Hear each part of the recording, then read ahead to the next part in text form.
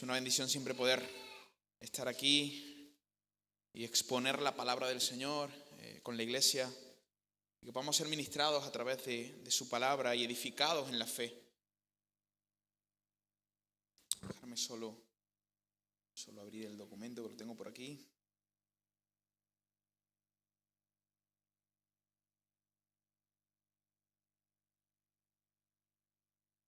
El Señor ha sido bueno con nosotros, ¿verdad?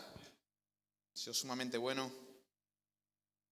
Y continúa haciéndolo, siempre afectando nuestro corazón, guiándonos a Él, siendo paciente con nosotros en medio de nuestras debilidades. Y una vez más, el Señor quiere hablarnos, quiere afectar nuestras vidas, quiere afectar nuestros corazones. ¿Cuántos de vosotros recordáis el sermón de la semana pasada? Pocos amenes, ¿no? Pocos. Nos cuesta mucho, ¿no? Retener la información. Nos cuesta mucho, además de retener la información, aplicar esa información a nuestras vidas. Pero luego queremos ser transformados. Luego queremos cambiar. Luego queremos ser más semejantes a Jesús. Pero nos cuesta exponernos a Él. Y la única manera de cambiar y ser transformado es ser expuesto al Evangelio, es entender quién es Jesús y lo que Él hizo por nosotros. Es aplicar sus palabras a nuestros corazones. No sé si lo recordáis, pero la semana pasada nuestro hermano Burjá comenzó su sermón realizando una afirmación que produjo un tanto de inquietud e incomodidad o inconformidad en algunos de nosotros. ¿Lo recordáis? Él dijo: Dios no está en nuestros proyectos. Dios no está en nuestros planes. Yo no sé tú, pero cuando él dijo eso, inmediatamente yo empecé a pensar, no, sí, yo creo que sí está, en los míos sí, yo creo que sí. Esa afirmación produjo un poco de incomodidad en nosotros. Sin embargo, al desarrollar la predicación, él profundizó un poco más en esta afirmación, mostrándonos que la vida cristiana no se trata de encajar a Dios en nuestros proyectos personales, aunque tenemos la tendencia de hacerlo constantemente, sino más bien de que nosotros encajemos en el proyecto de Dios. Así que el domingo pasado pudimos anclar esta idea a nuestra mente y nuestro corazón. Y nos fuimos con esa pregunta a casa, o yo espero al menos que te hayas ido con esa pregunta a casa.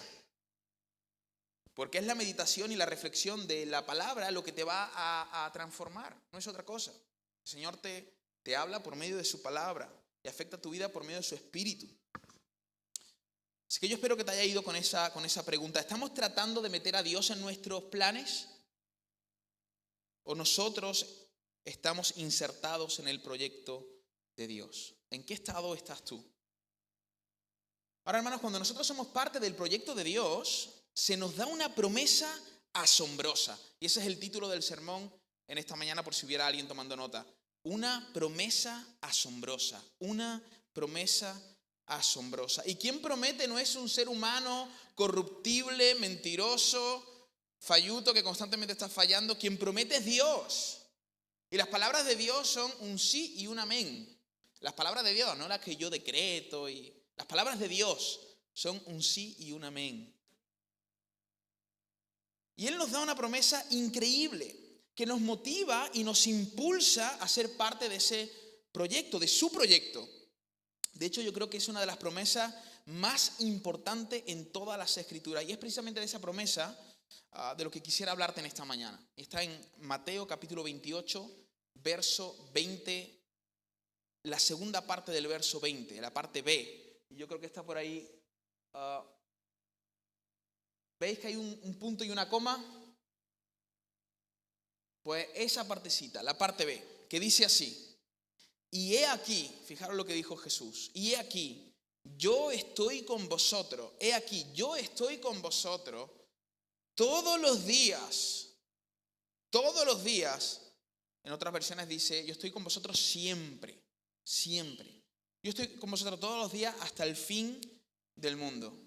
Yo estoy con vosotros todos los días hasta el fin del mundo. Amén. Vamos a hacer una oración. Padre, ayúdanos a comprender tu palabra. Ayúdanos a aplicar tu palabra a nuestro corazón, Señor. Ayúdanos a ponerla por obra, Señor. Queremos escucharte, queremos que tú nos enseñes, que tú hables a nuestras vidas. tu nombre. Amén y amén. Por un momento, háblale a tu cuerpo. Estate quieto.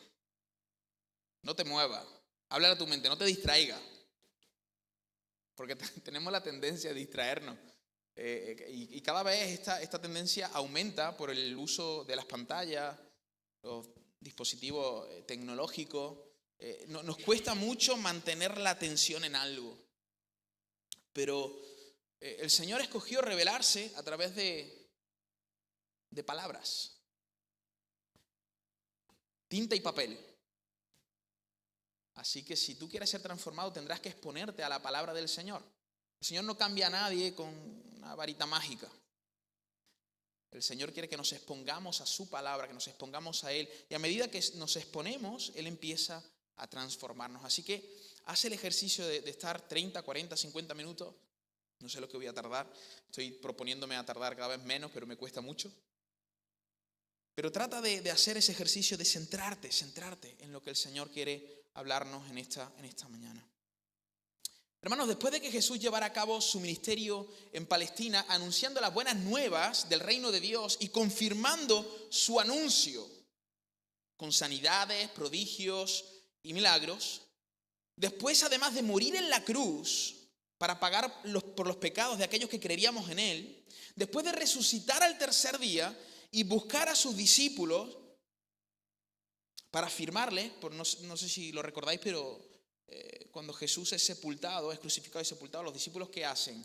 Salen huyendo, pierden la esperanza, se desesperan, dudan.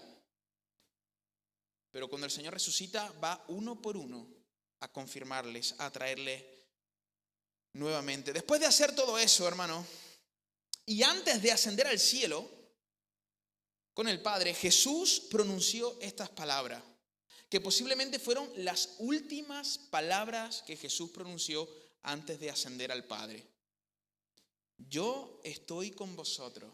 Fijaros, yo estoy con vosotros todos los días hasta el fin del mundo. Hermanos, a través de esta palabra Jesús está prometiendo y garantizando, no solo prometiendo, sino que garantizando, porque Él dice amén. ¿Veis? Él no espera que los discípulos digan amén, Él mismo lo dice.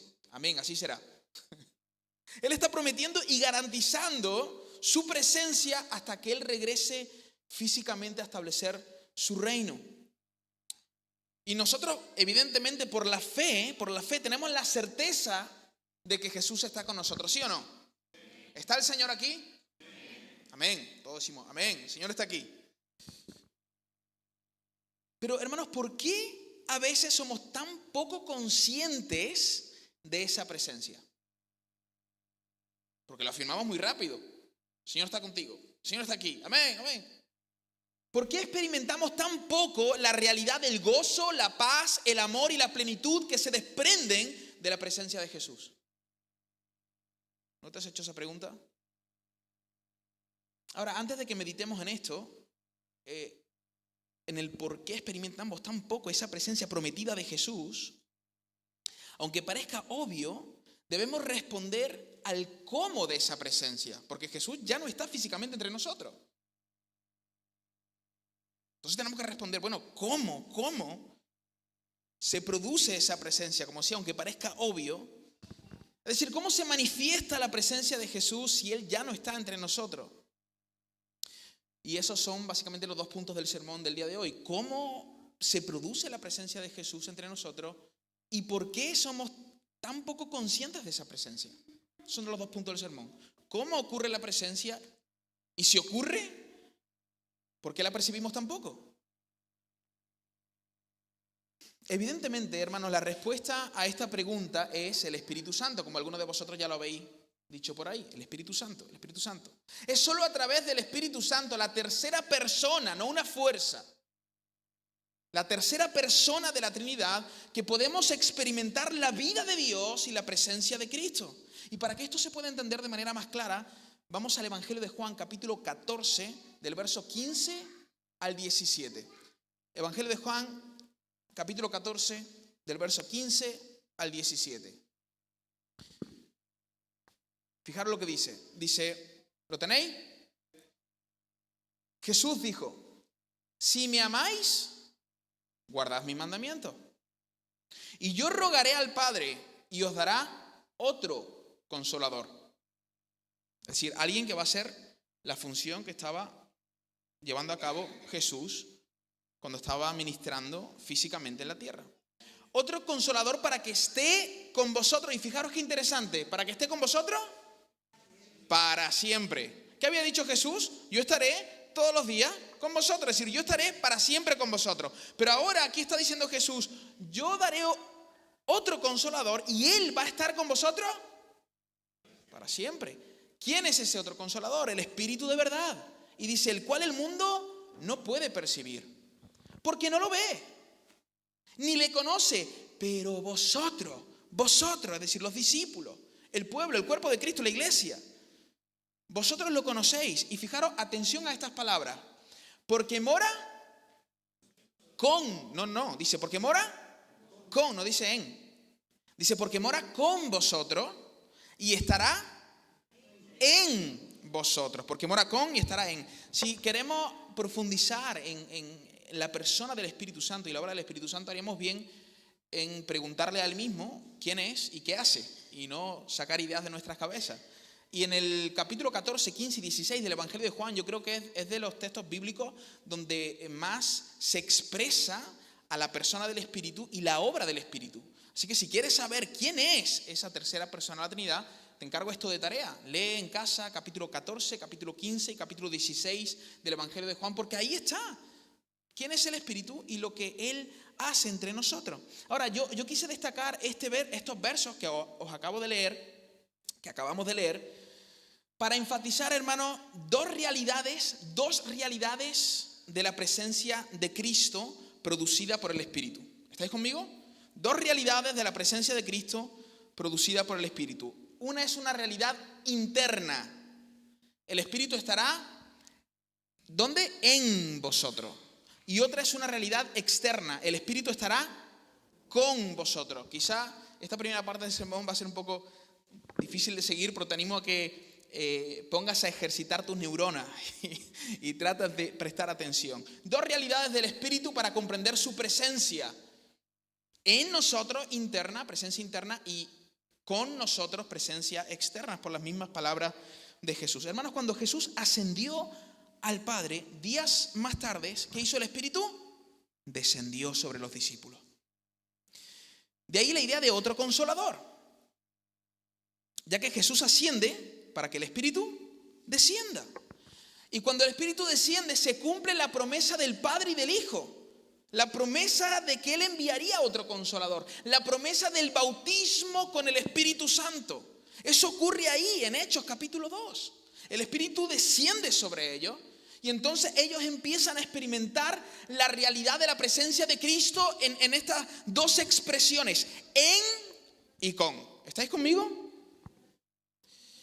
A partir de ese momento, Jesús estará todos los días en y con nosotros, por medio de su Espíritu. Hechos capítulo 2. Ahora, vamos a ver un poquito más de estas dos realidades de la presencia de Cristo. En cuanto a en nosotros, cuando Jesús enseñó sobre el Espíritu Santo, el texto que acabamos de leer, Él dice que el Espíritu estaría en los discípulos. No solo en los 11, y digo en los 11 porque Judas terminó con su vida, él no tuvo esa experiencia de recibir al Espíritu en él, sino que él además dijo que ese Espíritu vendría no solo sobre los 11, sino que vendría sobre su iglesia, sobre nosotros. Pero además él hace una referencia futura en cuanto a la presencia del Espíritu en. Él dice, estará en vosotros. Es decir, en el momento en el que Jesús estaba ministrando, el Espíritu aún no estaba en los discípulos. Pero sí estaba en Jesús, pero no estaba en los discípulos. Pero Él promete esa presencia, estará en vosotros. Y es precisamente eso lo que ocurre en Pentecostés. Hechos capítulo 2. El Espíritu Santo viene sobre ellos y entonces habita en los discípulos. Y eso ocurre también con nosotros, hermanos, cuando nos arrepentimos de nuestros pecados, confesamos fe en Cristo y decidimos seguir a Jesús. En el momento que tú haces esa decisión por Cristo, tú te arrepientes, tú crees en Jesús, en ese momento el Espíritu Santo habita en ti, está en ti. Y a partir de ese momento experimentamos la realidad interna de la presencia de Cristo en nosotros. Ya que sentimientos como el gozo, la paz, ¿te suena esto? Gozo, paz, la libertad de la culpa y el pecado, el amor a Dios y al prójimo, la valentía para hablar de Jesús y sentimientos similares a estos se asientan en nuestro corazón y lo ensanchan, impulsándonos a vivir la vida que Dios nos demanda. Entonces, cuando tú estás desde fuera y ves la vida cristiana, si ves la vida cristiana como una vida difícil de ser vivida, no tienes una perspectiva correcta de la vida cristiana. Porque la vida cristiana, querido hermano, no es una vida difícil de ser vivida. Es literalmente una vida imposible de ser vivida. Imposible. Bueno, y aquellos que están estudiando el libro de Cambios Profundos ya lo sabrán.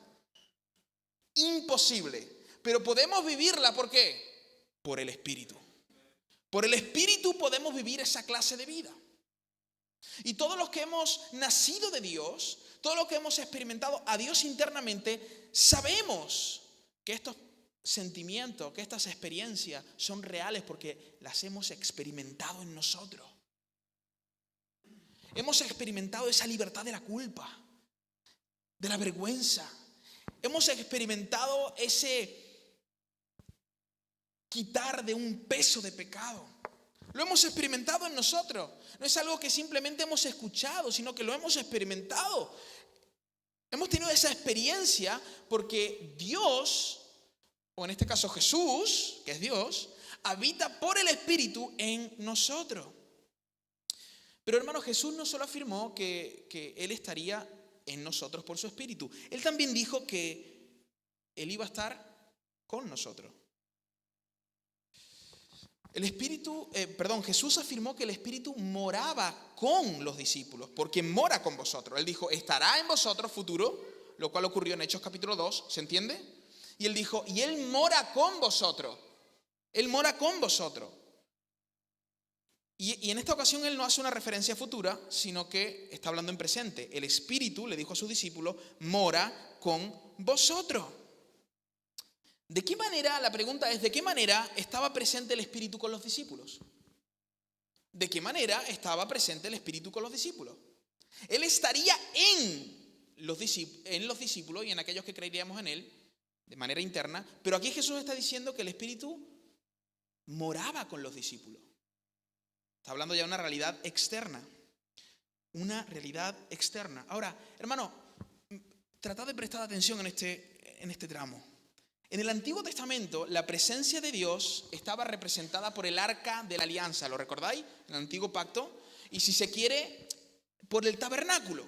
El tabernáculo, todo lo que ocurría dentro del tabernáculo, aquello representaba la presencia de Dios con su pueblo. Allí estaba Dios, con su pueblo, hablando, dirigiendo a su pueblo, orientando a su pueblo. No estaba en los israelitas, pero estaba con los israelitas, estaba con ellos allí. El pueblo sabía que Dios estaba con ellos porque Dios se manifestaba por medio de elementos físicos. Sin embargo, hermano, Juan nos cuenta en su evangelio que el verbo, capítulo 1, verso 1 del evangelio de Juan, el verbo refiriéndose a Jesús, el verbo que estaba en el principio con Dios y que además era Dios, se hizo carne. Fijaros, se hizo carne. Y en el original dice, literalmente, y tabernaculó. Jesús tabernaculó entre nosotros. Jesús fue el tabernáculo de Dios viviente. Jesús era la expresión visible de la imagen de Dios. Hermanos, Jesús fue el tabernáculo de Dios en la tierra. Él era el que unía el cielo y la tierra. Él era y es el mediador entre Dios y los hombres. Él es la imagen del Dios invisible. En Él habita corporalmente toda la plenitud de la deidad. Y hermanos, Jesús llevó a cabo su ministerio, ¿sabes cómo? En el poder del Espíritu. Cuando tú lees los evangelios y dice que después de ser tentado, Jesús empezó su ministerio en el poder del Espíritu. Así que, hermanos, el Espíritu estuvo con los discípulos. ¿Sabéis por qué? Porque los discípulos estuvieron con Jesús. Por eso el Espíritu estuvo con los discípulos, porque los discípulos estuvieron con Jesús y Jesús era la manifestación visible de la presencia de Dios en la tierra. ¿Se entiende? Bueno, sabemos que Jesús está en nosotros y está con nosotros. O en este caso el Espíritu estuvo con los discípulos. Pero, ¿Jesús está físicamente hoy entre nosotros? Jesús está a la diestra del Padre. Jesús está en nosotros de manera interna. Y el Espíritu estuvo con los discípulos de manera externa también por la persona de Cristo. Pero Cristo ascendió al Padre. Y Jesús está en nosotros, pero está con nosotros. Y si está con nosotros, ¿cómo podemos ver la manifestación de manera externa de la presencia de Cristo con nosotros? Déjame darte 2 textos para que puedas entender esto. 1 Corintios capítulo 12, versos 12, 13 y 27. Lo voy a leer en la Nueva Traducción Viviente. Yo creo que lo van a poner por ahí. NTV, 1 Corintios 12, versos 12, 13 y 27. Dice, el cuerpo humano tiene muchas partes, pero las muchas partes forman un cuerpo entero. Lo mismo sucede con el cuerpo de Cristo. Entre nosotros, dice el apóstol Pablo, hay algunos que son judíos y otros que son gentiles. Algunos son esclavos y otros son libres, pero todos, dice él, fuimos bautizados en un solo cuerpo, por un mismo espíritu, y todos compartimos el mismo espíritu. Todos ustedes en conjunto, fijaros, son el cuerpo de Cristo. Y cada uno de ustedes es parte de ese cuerpo. Efesios 1:23, NTV, Efesios 1:23, NTV, dice, y la iglesia, fijaros, y la iglesia es el cuerpo de Cristo. Y la iglesia es el cuerpo de Cristo. Él la completa y la llena. Y también es quien da plenitud a todas las cosas en todas partes con su presencia.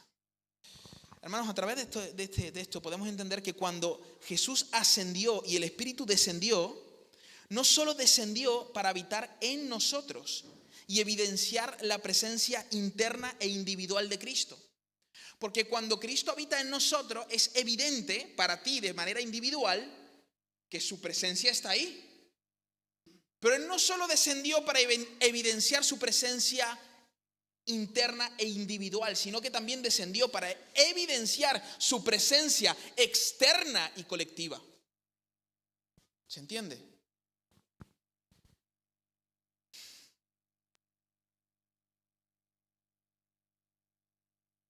La iglesia, hermano, la iglesia es la expresión de la presencia de Cristo en la tierra. Lo vuelvo a repetir. La iglesia es la expresión física de la presencia de Cristo en la tierra. ¿Se entiende? Hermano, además de introducir a Cristo en nosotros, fijaros lo que hace el Espíritu cuando desciende. Además de introducir a Cristo en nosotros, nos introduce a nosotros en Cristo. ¿Se entiende? Cuando el Espíritu Santo desciende, Él no solo introduce a la persona de Cristo en nosotros, sino que nos introduce a nosotros en Cristo. Y esto que vemos aquí hoy, no el auditorio. Esto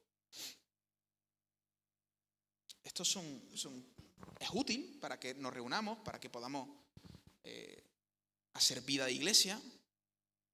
Pero la iglesia no son las paredes que tú ves. La iglesia no es este púlpito. La iglesia son los redimidos de Dios. Son el pueblo de Dios, son el rebaño de Dios. Son las personas que han sido introducidas en un cuerpo por el Espíritu. Así que el Espíritu introduce a Jesús en nosotros, pero nos introduce a nosotros en Jesús. Nos introduce a nosotros en Jesús. Por lo tanto, hermanos, la manera de experimentar la presencia de Jesús con nosotros es a través de la iglesia. ¿Cómo? Viviendo la vida de la iglesia. haciendo vida comunitaria, congregándonos, creando vínculos entre nosotros. Y muchos de nosotros solo experimentamos una expresión de la presencia de Cristo en nosotros, pero nos perdemos una expresión increíble de la presencia de Cristo que es con nosotros. Porque no hacemos vida de iglesia. Y no me refiero únicamente y exclusivamente a venir aquí el domingo,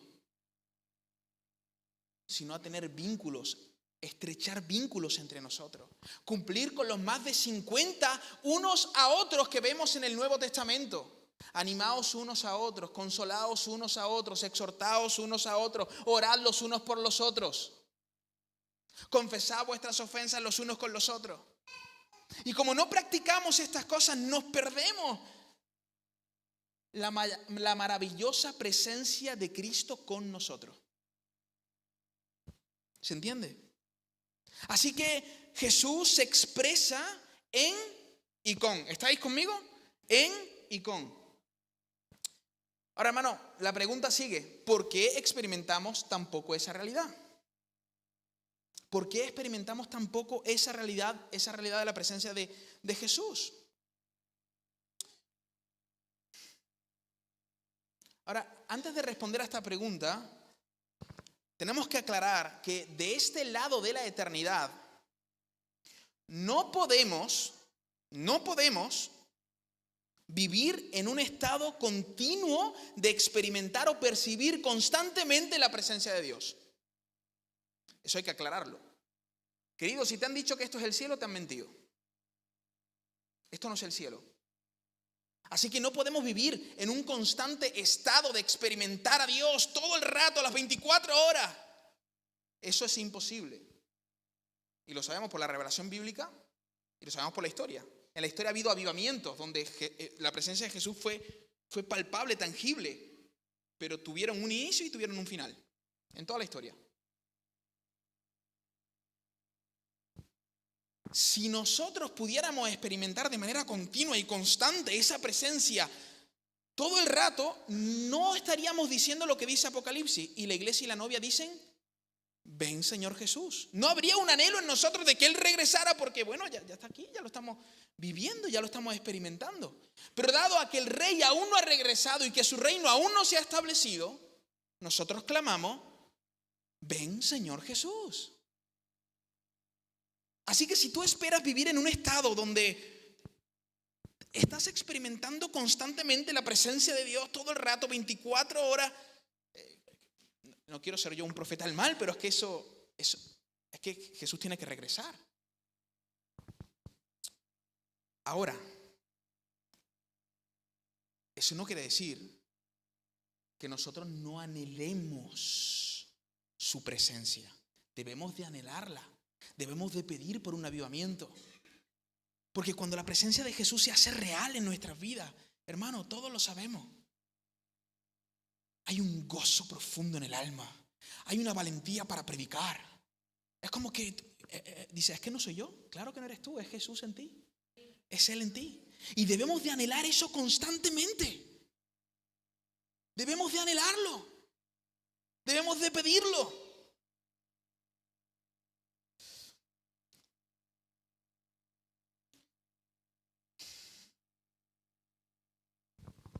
Ahora, hermanos, yo estoy plenamente convencido de que muchos de nosotros no estamos disfrutando en mayor medida de la plenitud de la vida de Dios por nuestra negligencia. Lo explico otra vez. No podemos estar en un estado continuo de experimentar todo el rato la presencia del Señor, pero deberíamos de anhelar eso. Deberíamos de anhelar eso, aunque eso solo va a ocurrir cuando Jesús regrese. Pero deberíamos de anhelarlo con todo nuestro corazón. Y estoy convencido de que muchos de nosotros no experimentamos esa realidad por nuestra negligencia. Estoy convencido de que hay mucho más de Dios, de la vida de Dios para nosotros, pero que no echamos mano, como dijo el apóstol Pablo, echa mano de la vida eterna. Y no estamos echando mano de la vida eterna por nuestra negligencia. Porque, hermano, piénsalo por un momento. ¿Jesús es fiel y confiable? ¿Sí o no? ¿Podemos confiar en Jesús? Él nos ha demostrado esa confiabilidad a través de sus promesas cumplidas, ¿sí o no? Al iniciar su ministerio, Jesús Jesús dijo esto en una sinagoga: porque el Espíritu de Dios está sobre mí, por cuanto me ha ungido para dar libertad a los cautivos, para vendar el corazón de los pobres, para libertar a los oprimidos, para dar vista a los ciegos y anunciar el año agradable, las buenas nuevas a los pobres. Eso lo dijo Jesús en la sinagoga. Y decirlo ahí, lo que Jesús dijo, ¿lo podría haber dicho otra persona? Sí. Pero lo difícil no fue decirlo, fue hacerlo. Jesús cumplió esas palabras durante sus 3 años de ministerio, hermano. Si algo hizo Jesús fue dar vista a los ciegos. Si algo hizo Jesús fue vendar el corazón de los quebrantados. Si algo hizo Jesús fue anunciar el año agradable, la buena nueva. Eso lo cumplió Jesús en sus 3 años de ministerio. Hermano, Jesús afirmó una y otra vez en los evangelios a sus discípulos: me es necesario entregar la vida. Yo voy al Padre, yo voy a morir, yo voy a ser sacrificado. ¿Qué ocurrió? Murió con la muerte más atroz y despiadada de aquella época. Pero él dijo: ey, no os equivoquéis. Esto no es una injusticia social. Yo doy mi vida porque yo quiero. ¿Los hombres son responsables por lo que están haciendo? Sí, pero que esto se trata de mi plan de redención. Y Él cumplió con esa palabra y murió en la cruz por nosotros. Él también, queridos hermanos, afirmó que iba a resucitar al tercer día. ¿Y sabes qué? Ni los soldados romanos que custodiaban su cuerpo, ni el sepulcro de José de Arimatea, ni tampoco la muerte pudieron retenerle ni siquiera un segundo más.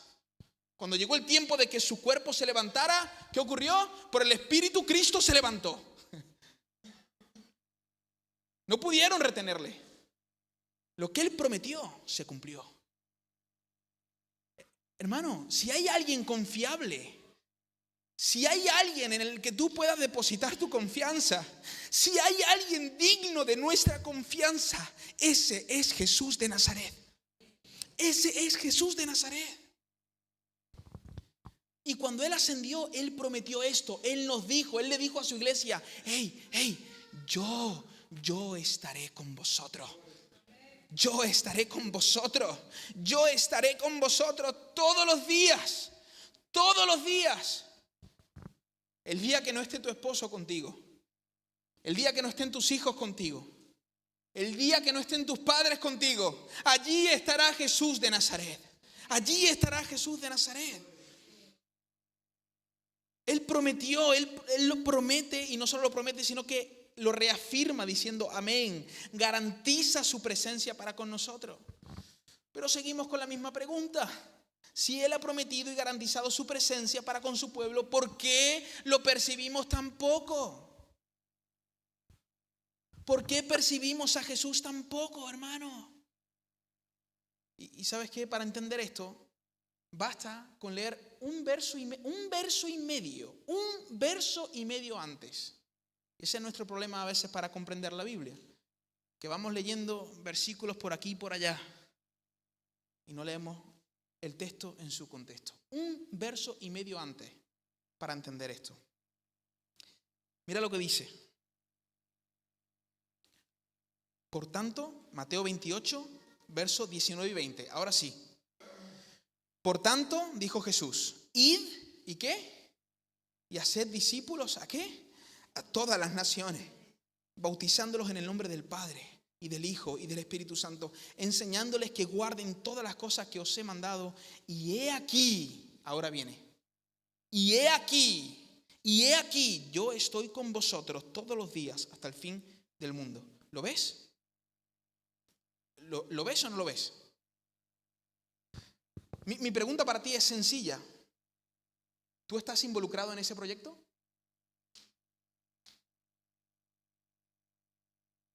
Porque si no lo estás, si tú no estás haciendo discípulos, ni eres un discípulo. Porque él dice estas palabras en este contexto. Y déjame aclararte algunas cosas. Venir el domingo a la iglesia. Venir el domingo. Otra cosa más. Servir en algún ministerio de la iglesia. Eso todo está bien. Pero no por hacer eso significa que estés en la misión de Jesús. Tú puedes estar haciendo esas cosas y no estar en la misión de Jesús.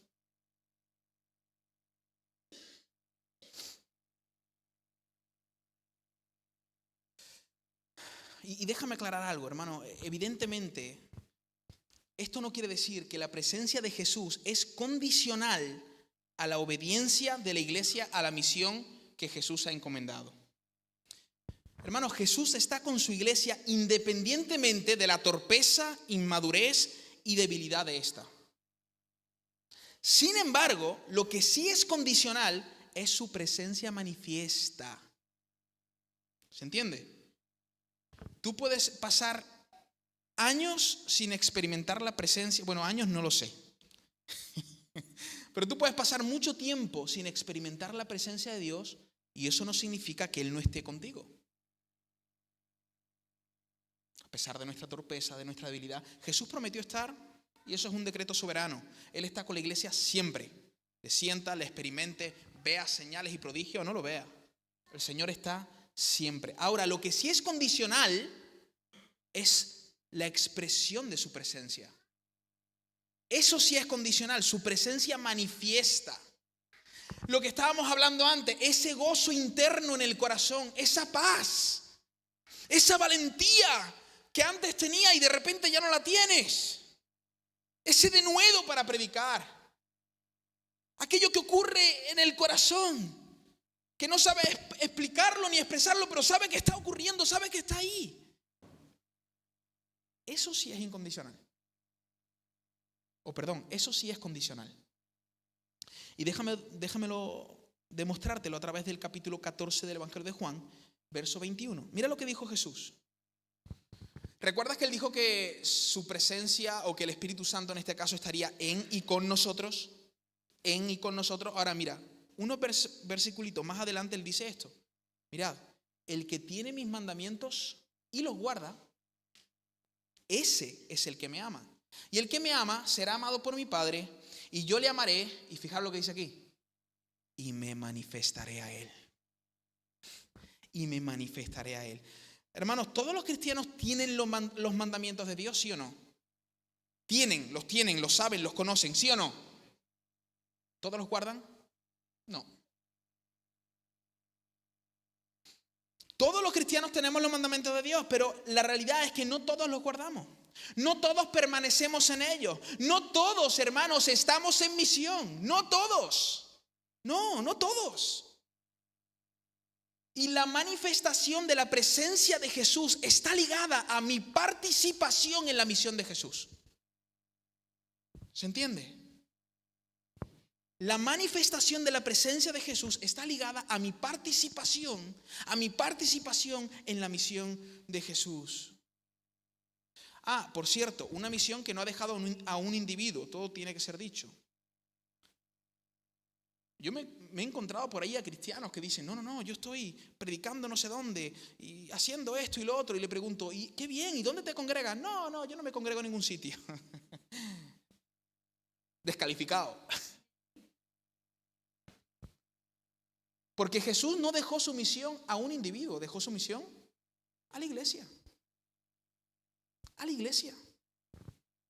La iglesia universal que se expresa en diferentes iglesias locales.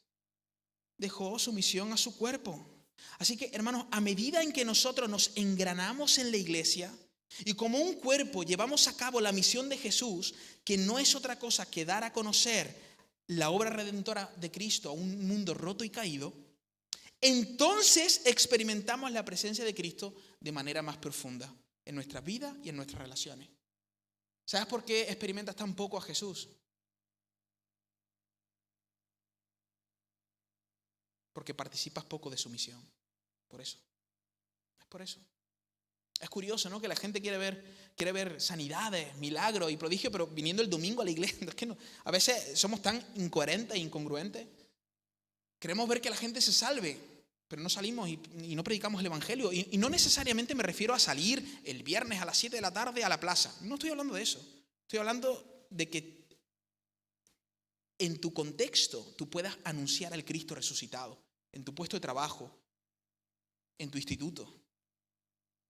Hay gente aquí que trabaja, que tiene un puesto de trabajo y sus compañeros a lo mejor saben que es cristiano, pero nunca han escuchado de su boca que Cristo murió por sus pecados. Nunca han escuchado de su boca que Cristo murió por sus pecados, que Cristo resucitó el tercer día, que hay perdón y vida eterna si se arrepiente. Y eso es triste. Pero queremos experimentar al Señor. Queremos ver milagros.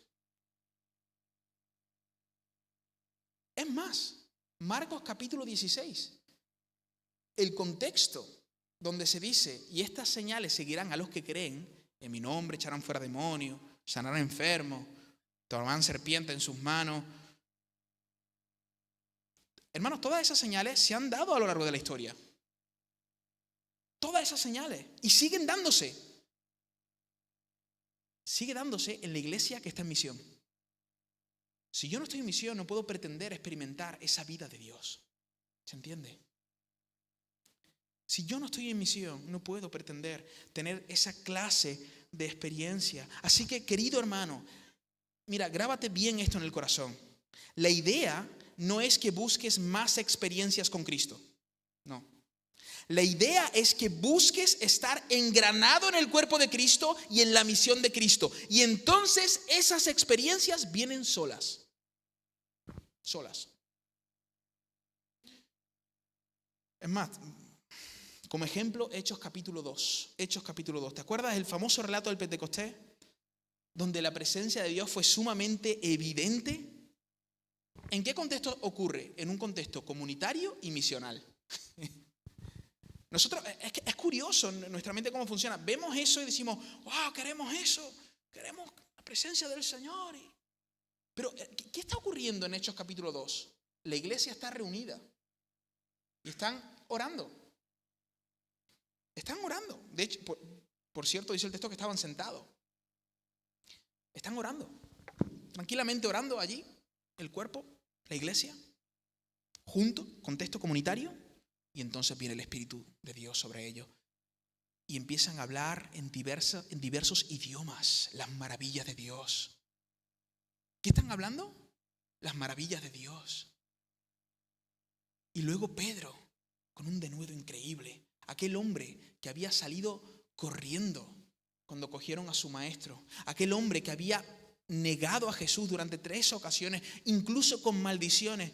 En aquel momento se levanta lleno del Espíritu Santo, hermano.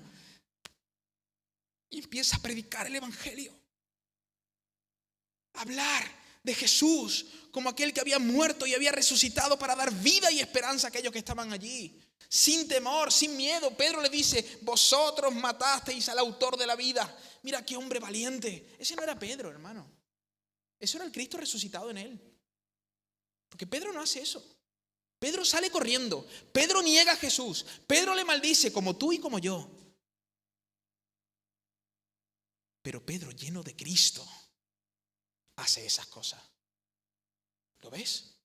Lleno del Espíritu Santo. Contexto comunitario, contexto misional. Y entonces, experiencias con el Cristo resucitado.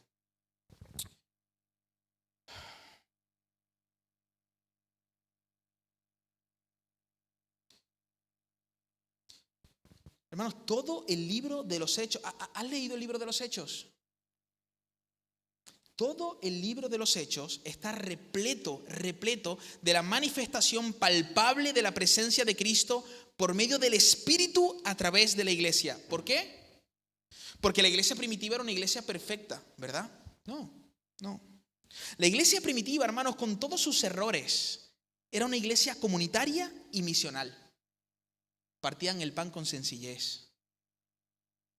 Perseveraban en la doctrina de los apóstoles. Haciendo oración, orando los unos por los otros.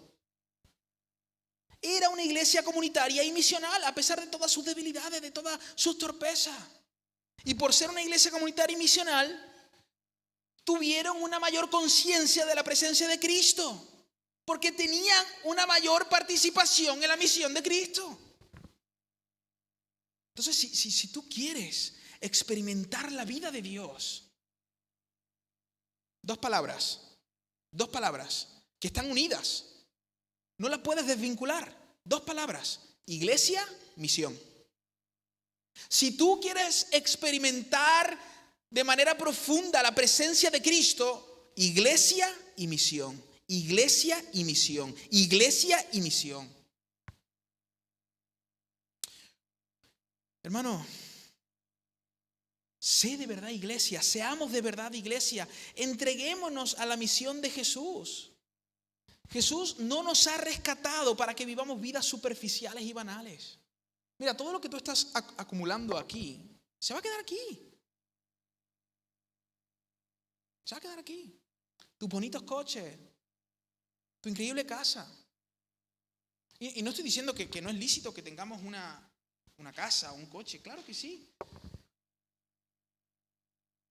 Pero si nuestro corazón está en estas cosas, somos los más torpes y necios de los hombres, porque estamos invirtiendo en cosas perecederas que van a quedar aquí. No acumuléis tesoros en la tierra, más bien buscad el reino de Dios y su justicia. Hermanos, el Señor ha puesto ante nosotros la misión de ser embajadores de su reino y portadores de su mensaje. ¡Qué misión! ¡Qué misión! Ser embajadores de su reino y ser portadores de su mensaje. Y es por eso que promete su presencia, hermano. Porque esto no es cualquier misión. Oye, llevar a cabo la misión de Jesús no es cualquier cosa.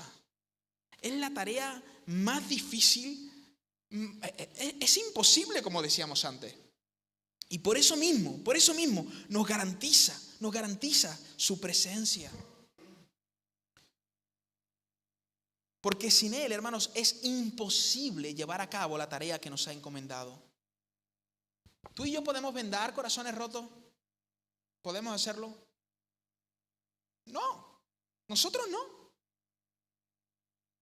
Al menos no efectivamente. Podemos poner una tirita que a los días la herida va a volver a brotar.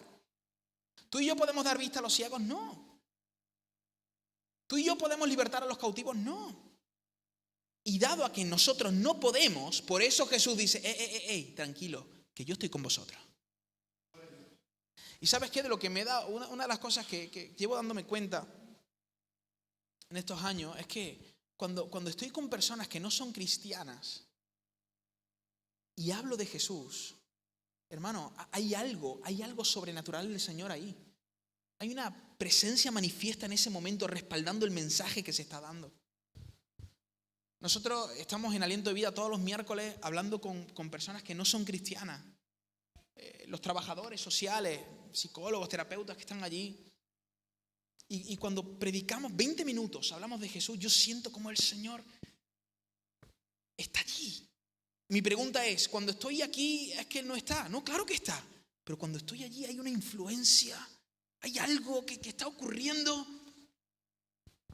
Porque Jesús y el Padre, ellos están ¿dónde? Están trabajando.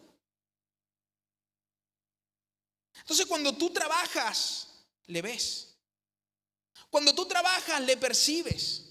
¿Se entiende? Jesús quiere hacer su misión a través de nosotros. Y ya estoy terminando. Piensa por un momento en todas las personas, piensa en esto, en todas las personas cercanas a tu entorno que no conocen el Evangelio, familiares, amigos, vecinos. Hermanos, Jesús promete estar con nosotros en la misión de alcanzarle. Piensa en los pueblos. Mira, hay hermanos tuyos aquí, que ellos se desplazan de diferentes pueblos para estar aquí y escuchar la palabra del Señor. Hermanos que vienen de Casariche, hermanos que vienen de Herrera, hermanos que vienen de Osuna, hermanos que vienen de Estepa, de Pedrera, de La Carlota. Y en muchos de esos pueblos no hay una comunidad evangélica. Y ellos tienen que trasladarse hasta aquí para escuchar la palabra del Señor. El Señor prometió estar con nosotros para alcanzar esos pueblos, hermano. Piensa en todos los pueblos que hay en España donde ni siquiera hay un testimonio. No estoy hablando de una iglesia, un cristiano, una persona que conozca a Jesús. Santa Ella, La Rambla. podría decirte varios pueblos de la provincia de Córdoba que no hay un cristiano. Pero el Señor prometió estar con nosotros para alcanzar esos pueblos. ¿Te das cuenta de la misión que el Señor nos ha dado? Es trascendental. Es mucho mayor que cualquier empresa que tú puedas emprender aquí de este lado de la eternidad. Hermanos, y si nosotros nos encomendamos a esto, te darás cuenta que las palabras de Jesús resonarán en tu corazón. Yo estoy contigo, yo estoy contigo, yo estoy con vosotros, yo estoy con vosotros. ¿Queréis experimentar la presencia de Dios? Iglesia y misión. Iglesia y misión. Toma un momento para pensar. Ya termino con esto. Toma un momento para pensar. Piensa ahora un momento. Jesús afirmó que iba a estar con nosotros. Ahora, esa poca conciencia de su presencia en nuestras vidas, ¿será que no se debe a nuestra poca participación en su iglesia y en la misión? Piensa por un momento. Piénsalo. Medita un momento, hermano. Tengamos un tiempo para meditar. Es más, te animo, a ti que has experimentado la presencia del Señor, te animo a que pienses en aquellos momentos de gloria, momentos de experiencias profundas con Dios. Piensa por un momento, cierra tus ojos y piensa por un momento, momentos de experiencias profundas con el Señor. Seguro que vas a ubicar dos cosas: vida comunitaria y vida misional. Seguro, te lo garantizo. Así que si ves que has perdido esa influencia en tu vida, se debe precisamente a esto, porque has perdido tu participación en la iglesia del Señor y en la misión del Señor. Quiero terminar haciendo varios llamados. Si alguien aquí se ha sentido incomodado por este mensaje, si alguien aquí le ha hecho sentido lo que he dicho, yo te pido que a lo largo de la semana mándame un mensaje. Nehemías, yo quiero estar en misión. Yo quiero estar en misión. Hermanos, hay tanto que hacer para la gloria de Dios aquí en España. Hay tanto que hacer en los pueblos. Hay tanto que hacer. Y Jesús te llama, Él te invita, Él te mira, te llama por tu nombre y te dice, sígueme. Y yo no sé tú, pero yo quiero estar ahí. Yo quiero ver cómo la gente se convierte. Yo quiero ver cómo las personas son sanadas. Yo quiero ver cómo los corazones son vendados. Yo quiero ver la obra de Dios en este mundo roto y caído. Yo no quiero ser un espectador de eso. Yo quiero estar ahí. Así que si hay alguien aquí que dice, yo quiero eso. Yo quiero estar en misión. Te pido por favor, durante la semana, mándame un mensajito. Nehemías, yo quiero, porque quiero estar orando por ti. Por otra parte, y de verdad para mí es muy importante que me mande ese mensaje. Por otra parte, si hay alguien aquí que por lo que sea está diciendo, Nehemías, tú me estás hablando de que el Señor me llama a hacer su misión, a rescatar a gente. Si el que tiene que ser rescatado aquí soy yo. ¿De qué me estás hablando, Nehemías? Si yo me miro y digo, solo veo miseria, solo veo torpeza, solo veo incongruencias en mi alma. Sabes, tengo una noticia para ti: los discípulos no eran muy diferentes a ti ni a mí. Así estaban ellos, rotos. Pero Jesús los llamó a ellos. Y Jesús quiere rescatarte a ti, con todas tus incongruencias, con todas tus incoherencias, con todas tus debilidades, con todas tus miserias. El Señor quiere rescatarte a ti, quiere transformarte a ti, para que de tu boca pueda salir el evangelio glorioso de Cristo y que tu vida pueda decorar ese evangelio. Porque la gente escuchará lo que dices, pero verán tu vida y verán a Dios en ti. Verán la obra gloriosa de Dios en ti. Así que sí, querido hermano, este mensaje también es para ti. Tú que estás roto, tú que estás hecho pedazos, tú que quizás todavía no te has rendido a Jesús. Tú que quizás todavía no le has dicho, yo quiero seguirte. El Señor no solo te llama de las tinieblas para tenerte en la luz de adorno.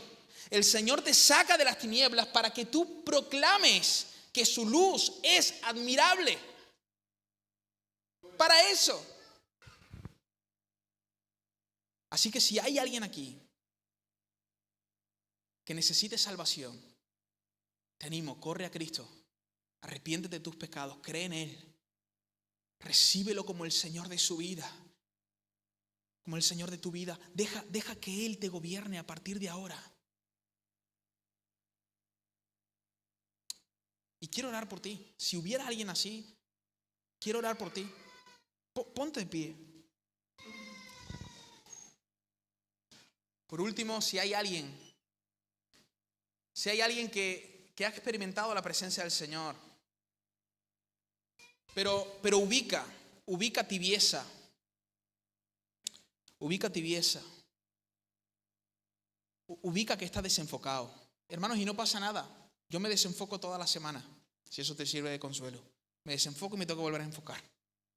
Si alguien se siente desenfocado, si alguien siente que no está llevando a cabo la misión del Señor, que está emprendiendo para su vida y para sus proyectos, yo quiero recordarte que Jesús te llamó para anunciar sus virtudes a un mundo roto y caído. Si hace tiempo que no sientes esa compañía de Jesús cerca tuya, en su misión, no en la tuya, en su misión, yo quiero animarte también a que pases aquí, porque quiero orar por ti. Quiero orar por ti. Si hay alguien, abrimos este espacio. Si hay alguien que estoy desenfocado, yo quiero la misión del Señor. Yo quiero la misión del Señor. Yo quiero vivir para Jesús. Y si hay alguien que necesite salvación,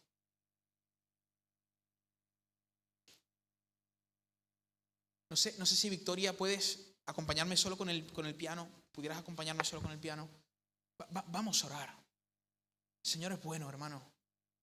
El Señor es bueno y para siempre es su misericordia. Él cuenta con hombres rotos.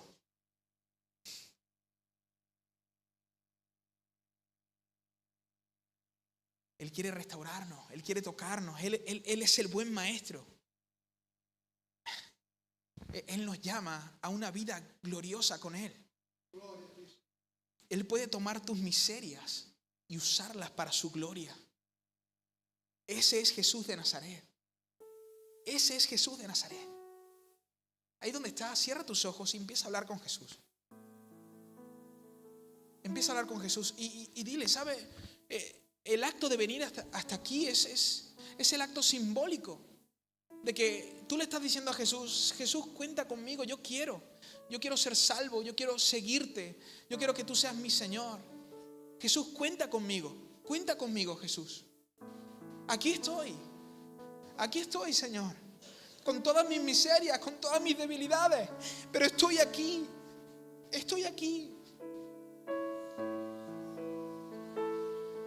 Y tú puedes hacer de vasos de barro, vasos para tu gloria. Tú puedes coger instrumentos rotos y restaurarlos para tu gloria. El Señor te está llamando hoy, hermanos, a un emprendimiento increíble. Estamos hablando de anunciar las virtudes de Jesús a un mundo roto. Y Dios te escogió a ti, de tu entorno, en medio de tu familia, que quizás es una familia a lo mejor desestructurada, rota. Dios te llamó a ti, Jesús te llamó a ti, te miró y te llamó por tu nombre. Para afectar el corazón de tus padres, para afectar el corazón de tus hijos, para afectar el corazón de tus vecinos. Escúchame bien, el bloque donde tú vives, el barrio donde tú vives, no es casualidad. Dios te puso allí. Dios te puso allí. La familia que tienes, el Señor te puso allí como una luz para alumbrar y afectar esos corazones. Deja de mirarte a ti mismo. Yo sé que muchos de vosotros os miráis y decís, pero aquí hay mucha miseria. Deja de mirarte a ti mismo. Mira al Cordero que fue inmolado. Mira a Jesús de Nazaret. Mira al Cordero que derramó su sangre por ti. Míralo a Él, aquel que resucitó de entre los muertos. El varón de guerra, el Dios todopoderoso. Míralo a Él, el que es capaz de sanar a los enfermos, resucitar a los muertos, vendar los corazones. Míralo a Él. Míralo a Él. Él puede hacerlo. Él puede hacerlo. Míralo a Él.